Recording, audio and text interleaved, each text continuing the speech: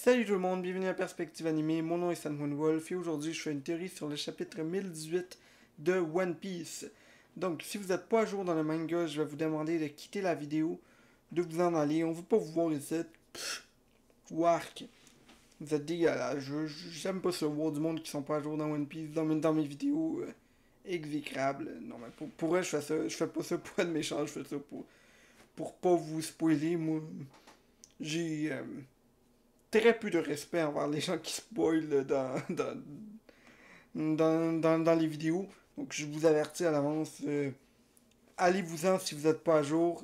Et si vous êtes à jour, bienvenue dans la vidéo de Perspective Animée. Donc, c'est quoi le sujet que je voulais aborder aujourd'hui? C'est le sujet de Nika. Donc, le dieu du soleil, je pense qu'il l'appelait aussi le guerrier invincible ou quelque chose comme ça. En tout cas, c'est un personnage qui a été introduit dans le dernier chapitre. En fait, c'est même pas un personnage qui a été introduit. Ça a vraiment juste été une ombre qui a été, qui a été montrée, puis une légende qui a été racontée. Donc, la légende de l'homme qui va libérer les prisonniers, libérer les esclaves. Et je- la raison pour laquelle je fais cette vidéo aussi, c'est parce que je trouve que la communauté a sauté direct sur l'idée de Nika doit absolument être Luffy et Nika doit être Joy Boy parce que Luffy c'est automatiquement Joy Boy. Et je fais cette vidéo aussi pour amener une autre vision à la chose. Juste, mettons, vous dire, hey, on peut-tu prendre un peu de recul, pas assumer direct que Nika c'est Luffy ou que Nika c'est Joy Boy et donc tout interlier ça ensemble, puis voir pourquoi, selon moi, Nika, ça va être un autre membre de l'équipage. Donc, je vais pas vous dire tout de suite c'est quoi le nom de ce membre d'équipage. Une petite partie parce que je veux que vous restiez jusqu'à la fin de la vidéo. On veut garder un petit peu de suspense. Bling bling, c'est plus de monde qui regarde la vidéo, plus ça fait de vues, puis plus ça me fait du money à moi, même si en ce moment on n'est même pas monétisé. mais Mais surtout, ça c'est comme une petite raison secondaire, mais la raison principale c'est parce que j'aime pas ça juste vous balancer la réponse si, si je sais que vous allez pas comprendre ma réflexion derrière. Donc j'aime ça montrer comment je suis venu à la réponse et pas juste vous la garrocher. Donc, avant de me lancer donc, sur qui est Nika, j'aimerais un peu parler de Luffy premièrement. Donc, la relation qu'il y a entre Luffy et Joy Boy, aussi me lancer dans tout ce qui est le concept mettons, de l'élu, de l'homme qui a été choisi par le destin, de volonté héritée, parce que je sais que c'est un sujet qui est pas tout le monde est d'accord par rapport à ça dans One Piece, et j'aimerais ça l'expliquer la façon que Da le voit, qui est différente de celle qu'on voit dans d'autres histoires. Ensuite, j'aimerais parler donc du concept de liberté en dedans de l'équipage du chapeau de paille et finalement parler de Nika et mon explication de pourquoi Nika n'est pas Luffy, mais Nika est un autre membre de l'équipage. Donc, lançons-nous dans la partie où je vais vous parler de volonté héritée. Donc, j'aimerais parler donc, du concept de volonté héritée ou le concept du destin des personnes qui sont nées pour être l'élu. Et j'aimerais expliquer pourquoi ça cause des problèmes dans la communauté. Donc, la plupart du monde qui lisent des mangas ont tendance à pas juste se concentrer sur une œuvre. Évidemment, il y a plein de monde qui font que lire One Piece, comme il y a plein de monde qui font que lire Naruto ou qui font que lire plein d'autres mangas. Mais il y a quand même une grosse partie de la communauté qui a tendance à lire beaucoup de mangas et qui va donc tourner dans leur lecture. Et quand ils vont avoir de quoi qu'ils vont aimer, ils vont dire hey, ça serait cool si ça apparaît dans un autre manga. Mais quand il y a quelque chose de négatif, ça va les marquer. Puis ils voudront pas que ça apparaisse dans d'autres mangas. Et je pense qu'un des points négatifs qu'il y a eu dans Naruto, c'est le concept de volonté héritée ou de l'homme élu. Et je tiens à spécifier, je n'ai pas lu Naruto. En fait, je me suis arrêté après 5 tomes. Pas parce que j'ai pas aimé l'histoire, j'étais comme. J'ai juste découvert Naruto un peu trop tard. Et mettons, ma dose de Niketsu était déjà à son maximum à cette époque-là. Et peut-être qu'un jour, je vais recommencer à lire Naruto puis finir le manga. Mais pour le moment, c'est pas dans mes plans. Donc, je suis désolé si c'est pas le cas, mais j'ai entendu dire que dans Naruto, il y a eu un mauvais traitement donc, du concept de volonté héritée. Et c'est une des raisons pour lesquelles le monde sont pas certains par rapport à ce que Oda fait en ce moment dans One Piece. Donc, puis je veux donc amener donc une nuance par rapport à cette idée-là du concept de volonté héritée. Je pense pas que Oda ou que Luffy, en fait, ce soit un homme élu dès sa naissance, qu'il soit né pour être Joy Boy, que le destin fasse de lui l'homme ultime. Mais je pense que Luffy est quand même destiné à devenir Joy Boy, mais par ses actions et non pas parce que il est né pour le devenir. Donc la façon que je vois ça, c'est Joy Boy pour moi, c'est pas une personne en particulier. C'est pas comme Oda va pas juste arriver à un moment donné puis ça va être écrit Luffy un jour deviendra Joy Boy. C'est pas ça qui va être écrit. Je pense que Joy Boy dans le passé a été une personne extrêmement influente. C'était une personne qui cherchait la liberté du monde. Et donc ce qui doit être écrit par rapport à Joy Boy, c'est que Joy Boy est la personne qui va libérer le monde. Et Luffy, dans sa façon d'être, ça a toujours été quelqu'un qui cherche la liberté. Donc, Luffy va peut-être finir par devenir le sauveur du monde ou la personne qui va amener la liberté au monde, mais pas parce qu'il est né pour le devenir, mais juste parce que c'est son rêve à lui. De la même façon que Luffy n'est pas destiné à être le roi des pirates, Luffy veut devenir le roi des pirates, puis il va faire son possible pour l'être. Mais si quelqu'un met plus d'efforts que Luffy, cette personne-là serait peut-être capable d'accomplir le rêve. Mais je pense pas que, à la naissance de Luffy, il était l'élu pour devenir le roi des pirates. Ça a été un rêve qui lui a été montré par Shanks, et c'est de même qu'il va le devenir à la fin de l'histoire. Puis regardez, il y a du monde qui disent comme ah, Luffy a le chapeau de Roger, c'est-à-dire que Luffy est nécessairement Joy Boy, nécessairement il va être le roi des pirates parce qu'il est né avec ça, puis non. Shanks n'a pas donné le chapeau à Luffy parce qu'il savait que Luffy était l'élu. Il a vu la personnalité de Luffy et il s'est dit Luffy, c'est la personne qui a été. C'est une bonne personne, c'est une personne qui est un bon candidat pour devenir le futur roi des pirates et pour accomplir le rêve de Roger. Donc il a donné son chapeau. Mais si Shanks se serait promené dans un autre village et il aurait vu un autre enfant avec une volonté similaire à celle de Luffy, genre une personne avec les mêmes idéaux que Luffy, peut-être que Shanks aurait donné le chapeau à cette personne-là. C'est pas Luffy est né pour recevoir le chapeau, c'est que Luffy, par ses actions, il a démontré à Shanks qu'il méritait le chapeau. Un autre exemple que j'aime donner, c'est l'exemple de Ace et Sabo. Sabo, dès sa naissance, il n'était pas destiné à hériter la volonté de Ace. Non, ok.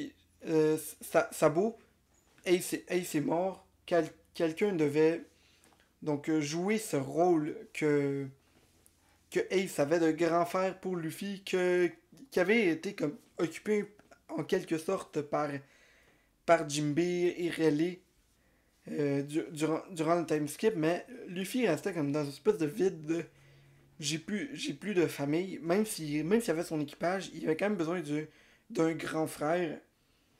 Et donc c'est de retrouver avec Sabo. Sabo a recommencé à manger le Merameranomi. Il a hérité de cette façon-là la volonté de Ace, la volonté du grand frère de Luffy. Même s'il était déjà le grand frère de Luffy, mais il jouait pas le rôle de grand frère alors qu'il avait plus sa mémoire. Mais en ce moment, il joue le rôle de grand frère de Luffy. Mais c'est pas que Sabo était né pour, euh, pour manger le Merameranomi, parce que si Sabo était né ou était destiné à hériter la volonté de Ace, ça voudrait dire que Ace était destiné à mourir violemment à Marineford, puis je pense pas que ce soit le cas. Donc, je sais pas si vous voyez ce que je veux dire par le concept de volonté héritée, sans nécessairement que la personne soit un élu sans que la personne soit destinée dès sa naissance à accomplir quelque chose. Donc, maintenant, par rapport à ça, je veux vous parler donc du concept de Joy Boy et pourquoi Luffy, selon moi, c'est Joy Boy. Donc, pour moi, Joy Boy, c'est une personne très, très particulière dans le passé. Un, un homme qui voulait la liberté, mettons, de l'humanité. Il voulait que tout le monde soit libre, que tout le monde fasse ce qu'il veut. Et il y aurait donc une... Et cette personne-là a été nommée Joy Boy. C'était une personne. Le gars s'appelait Guy. Il vivait, il vivait sa vie, puis il était comme, hey, ça serait cool si tout le monde était libre. Et là, Guy est arrivé, puis le monde a recommencé à l'appeler Joy Boy. Finalement, cette personne-là est morte. Et il y a quelqu'un d'autre, et il y a eu du monde à travers le temps qui ont essayé d'accomplir le rêve de ce premier Joy Boy, mais qui n'ont pas réussi, que ce soit par rapport à leur maladie, par rapport à qui ont été, je sais pas, ils ont été exécutés, ils ont été attrapés par la marine, sont juste morts de vieillesse, ils ont pas réussi à accomplir le rêve, ils ont une blessure mortelle, mais pour plein de raisons différentes, ces personnes-là, donc ces candidats au rôle de Joy Boy, ont échoué. Donc, il y a plein de noms qui me viennent en tête de monde qui auraient pu devenir Joy Boy, qui auraient pu libérer le monde, mais qui n'ont pas réussi. Je pense entre autres au chapeau qu'il y a à Marie-Joie, donc l'espèce de chapeau gigantesque qu'il y a à côté d'Im. Je pense que cette personne-là a peut-être essayé de libérer les géants dans le passé, et il aurait pu devenir Joy Boy, mais le gouvernement mondial a tué cette personne-là. Je pense que c'est peut-être le même cas pour Mont Blanc. Mont Blanc, il avait donc libéré les tonnes Tata. Il aurait pu être donc considéré comme Joy Boy, l'homme qui libère toutes les espèces, le botaniste ultime. Mais finalement, il a été traité de menteur, exécuté.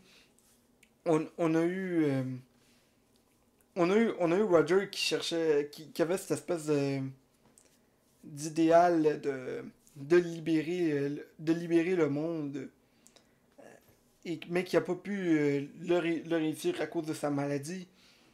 On a, puis on a eu plein de monde, donc dans le passé, qui ont essayé, qui ont tenté de devenir Joy Boy, même si c'était pas comme je vais devenir Joy Boy. Non, c'était, ils étaient, ils ont fait des actions qui ont fait que le monde les comparait à Joy Boy.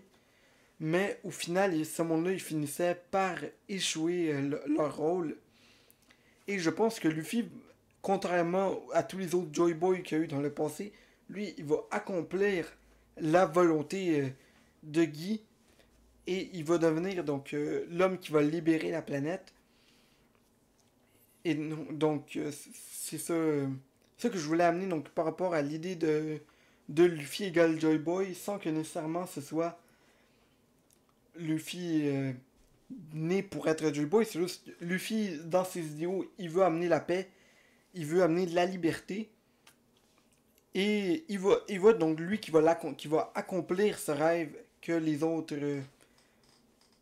candidats au titre de Joy Boy n'ont pas réussi à faire. Donc maintenant que j'ai expliqué pourquoi Luffy, selon moi, il est destiné à devenir Joy Boy, j'aimerais parler du concept de liberté en dedans de l'équipage. Et ensuite de ça, je vais rentrer sur pourquoi je pense que Nika n'est pas, n'est pas Joy Boy, puis donc Luffy ne deviendra pas Nika un jour. Mais donc, parlons de l'équipage avant. Donc, par rapport au concept de la liberté en dedans de l'équipage, pour ça, j'aimerais reculer un peu dans le temps du premier Joy Boy.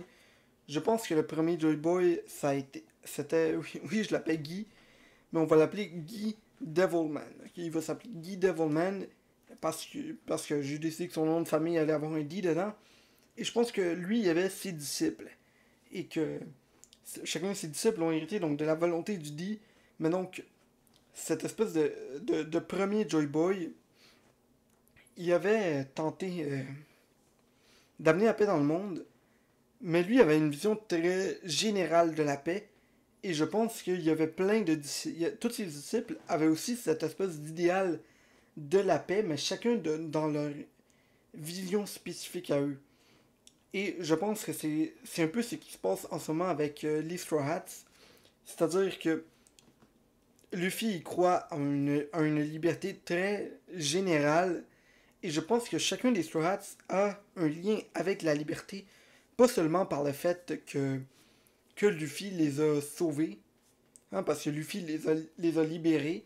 Mais je pense que chacun à leur façon va chercher soit à amener la paix, c'est-à-dire pour, mettons, pas la paix, mais la liberté, que ce soit d'un point de vue individuel à eux, donc qu'ils veulent être eux-mêmes libres, la liberté, par exemple, de posséder quelque chose, ou juste l'envie de libérer un certain groupe de personnes, ou la liberté d'exprimer quelque chose. Je vais vous donner des exemples, ok?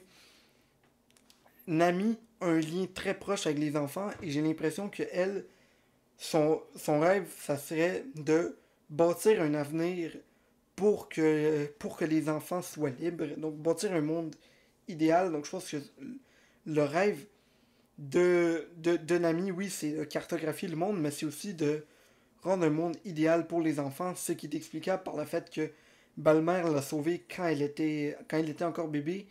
Elle a eu le passage avec les enfants de Punk Hazard et on l'a en ce moment avec Tama. On peut avoir par exemple Brooke qui cherche la liberté à travers la musique, mais aussi qui cherche à libérer les gens à leur mort. Donc, par exemple, il y avait cette espèce de pouvoir donc, de libérer les âmes que Big Mom avait capturées et de permettre à ces gens de revoir donc, leur espérance de vie. Je pense que ça a été quelque chose de très beau que Brooke a fait à Whole Cake. On a Robin qui cherche donc cet idéal de. Mettons, j'appelle ça la liberté de presse. C'est-à-dire que tout le monde ait le droit d'avoir les informations, pas avoir un gouvernement qui décide qui décide qu'est-ce que tu as le droit de dire, puis qu'est-ce que tu n'as pas le droit de dire, qu'est-ce qui est légal d'être divulgué au public. Et je pense que ça, c'est en lien avec donc, son rôle d'archéologue, son rôle de la personne qui veut, qui veut montrer au monde l'histoire du siècle perdu, qui veut accomplir donc le rêve de sa mère, de Clover. Je sais pas si vous comprenez ce que je veux dire par chaque membre de l'équipage a une vision de la liberté qui est propre à elle. Je vais pas le faire pour chacun des Straw Hats parce que ça serait juste une énumération d'idées, mais vous pouvez l'écrire dans les commentaires si vous avez des idées pour c'est quoi le lien entre la liberté et chacun des membres de l'équipage.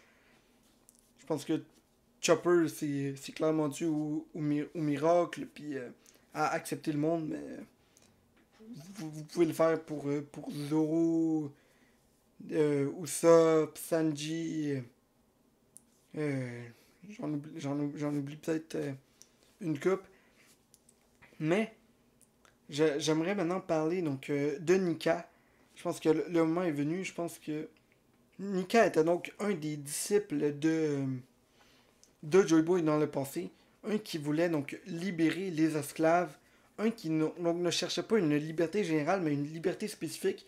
Il voulait libérer les peuples opprimés. C'est-à-dire le monde qui était en prison, le monde qui était envoyé en esclavage, le monde qui était exclu de la société.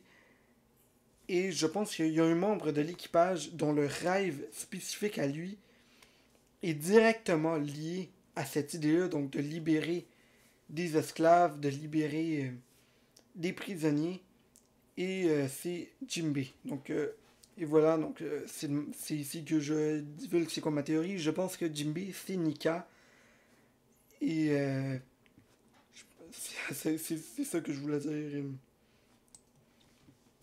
Donc, pourquoi je pense que Jinbei c'est Nika et pourquoi je pense que Luffy n'est pas ne deviendra pas Nika parce que je me trompe des fois dans la formulation. Des fois, je vais dire Luffy est Joy Boy ou Luffy va devenir Joy Boy ou Jinbei est Nika ou Jinbei va devenir Nika, mais je tiens à spécifier.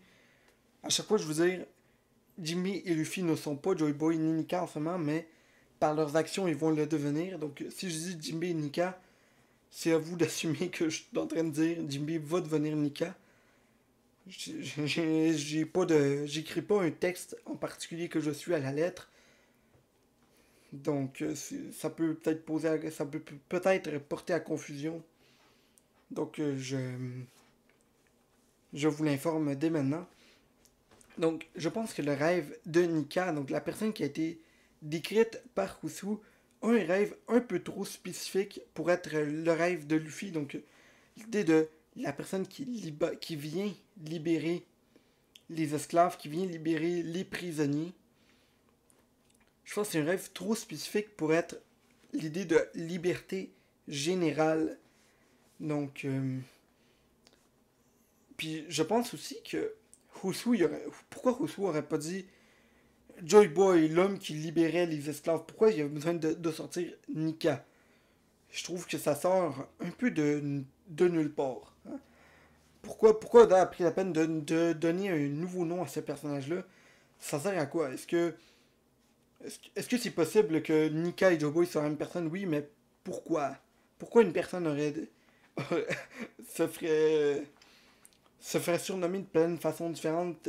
Oda, il ferait juste compliquer un peu trop la chose pour ce que c'est. Et je pense que ça serait une erreur selon moi si Jinbei et Nika est la même. Si Joy Boy et Nika sont la même personne, je pense que Nika est un ami de Joy Boy. Nika dans le futur va être un des membres de l'équipage de Joy Boy. Et, euh, et je pense donc que que ça serait bizarre en fait si Joy Boy et Nika sont la même personne. Et je pense qu'il y a trop de liens entre Nika et, et Jinbei pour que ce soit pas le cas.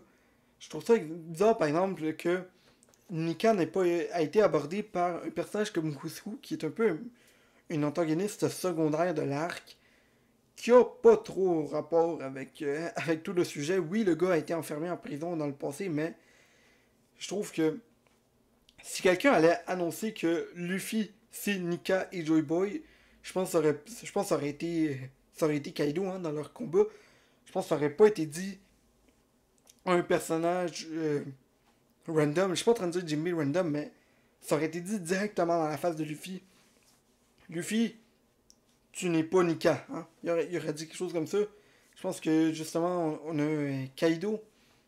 Kaido lui-même a été une victime de, d'enfermement. Il était en prison. Kaido a envoyé Luffy en prison. Et le sujet de Nika n'a jamais été abordé. Et maintenant, le sujet est tout d'un coup abordé alors que Jinbei est en face. Hein. Donc, le sujet de Nika, Oda a attendu que Jinbei soit là pour l'aborder. Il y a aussi le fait qu'on parle du dieu du soleil. Et je pense que il y a trop de liens entre le soleil et, et Jinbei pour que ce soit une coïncidence. C'est-à-dire les pirates du soleil. Le fait que le rêve de Jinbei, ça serait que tous les, tous les hommes poissons, toutes les sirènes puissent monter à la terre ferme, donc monter au pays du soleil. Et je trouve que ça serait très beau si donc Jinbei est un jour nommé donc le dieu du soleil. C'est aussi quelqu'un dont le rêve est donc de libérer les esclaves, libérer les prisonniers. Et il a justement été présent dans l'arc où on se battait pour libérer les gens de prison. Jinbei, ça a été le gros ajout qu'on a eu à Impel Down. Oui, il y a eu plein de monde qui se sont rajoutés dans ce groupe-là, mais genre, Jinbei est un des personnages les plus importants donc, de la saga Marineford, qui était donc la saga de libération, de liberté, de libérer un prisonnier. Donc je pense que Jinbei est vraiment lié à ces aspects-là. Je pense que justement, Oda a même laissé un petit indice par rapport à Jinbei et Nika. On avait eu, je vais vous mettre une image, mais on a eu plein de petites filles qui ont été présentées sur l'île des hommes poissons.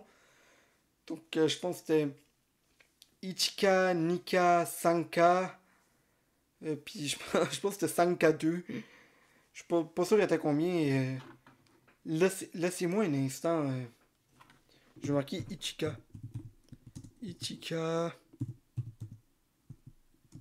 One Piece. Je suis même pas sûr si c'est... Ouais, c'est les Medaka quintuplets, donc il y était 5 en fait. C'est Ichika, Nika, Sanka, Yonka et Yonka 2. Ou Yonka 2. Donc, mais je trouve ça intéressant qu'il y a, donc, il y a ce personnage-là de Nika. Comme Fiona est en train de nous dire attention, Nika est peut-être une sirène ou.